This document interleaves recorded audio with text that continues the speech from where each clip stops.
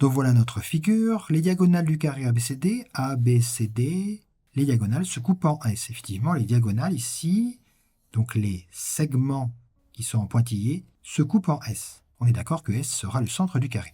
On a tracé le cercle de centre S, donc le cercle dont le centre est S, et de diamètre 9 cm. Et de diamètre 9 cm. C'est le cercle qu'on a ici qui est grisé. Là, tu comprends bien, on a notre cercle qui est inclus dans le carré. Question petit a, déterminer l'aire du disque de centre S et de diamètre 9 cm.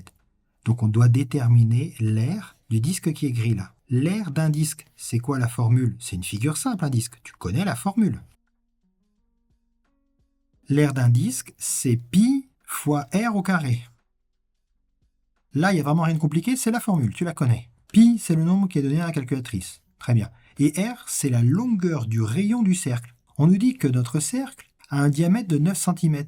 Donc le rayon, sa longueur, c'est la moitié de la longueur du diamètre. Donc la moitié de 9. Donc à la place de r, on va mettre 9 divisé par 2. 9 demi si tu veux.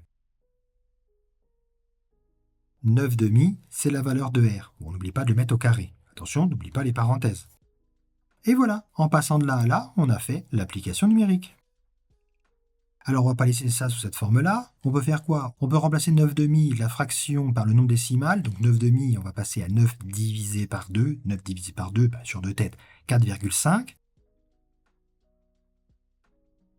Donc on a pi fois 4,5 au carré. 4,5 au carré, on peut faire ce calcul-là, la calculatrice, si on veut. Ça va nous donner 20,25. Le pi qui était devant, on va le mettre derrière, c'est plus élégant. Et puis bien sûr, comme on a un multiplié qu'on retrouve ici, et qu'on a un nombre que multiplie pi, on n'est pas obligé d'écrire le multiplié, on peut le faire disparaître. Donc notre réponse, c'est que l'aire de notre disque est égale à 20,25 pi. On peut laisser ça sous cette forme-là. Donc là, on a une version décimale. Et bien sûr, on a une valeur exacte parce qu'on a laissé la lettre pi. Par contre, on peut bien sûr indiquer l'unité. C'est quoi l'unité? Il faut revenir aux lettres qu'on avait. Le R qu'on a remplacé par 9 sur 2. 9, c'était des centimètres. Donc 9 sur 2, c'est aussi des centimètres. Mais des centimètres au carré, ça va nous donner des centimètres carrés. Voilà, j'ai mis entre parenthèses l'unité. Tu fais comme tu veux.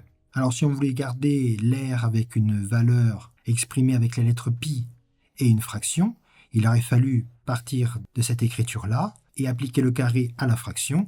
Le carré va s'appliquer au 9, le carré va s'appliquer au 2. On va obtenir ici 81 sur 4. Donc on va écrire l'air sous la forme 81 sur 4 pi. Bien sûr, c'est aussi des centimètres carrés. Comme ce n'est pas indiqué sous quelle forme il faut donner la réponse, que ça soit ça ou ça, c'est tout à fait bon. Pas de problème. On respecte bien la consigne. Par contre, on peut quand même, pour avoir une petite idée, donner la valeur approchée en centimètres carrés de l'air. Qu'est-ce qu'il faut faire? Eh bien, tout simplement, il faut taper ça à la calculatrice. 20,25 fois pi. Ça va nous donner un nombre approximatif parce que dès qu'on met la lettre pi dans notre calcul, on ne peut pas écrire le nombre exact. On va obtenir approximativement 63,62.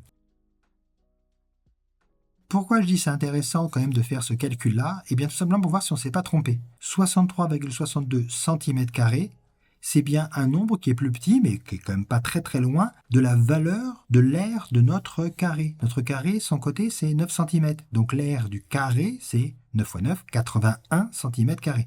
Donc l'aire du carré, c'est 81 cm². L'aire du disque, c'est 63,62. Est-ce que c'est cohérent? Oui, c'est cohérent. 63,62, c'est bien plus petit que 81. Oui, pas de problème. Notre disque, il est à l'intérieur du carré. Donc son aire est forcément plus petite. C'est donc cohérent.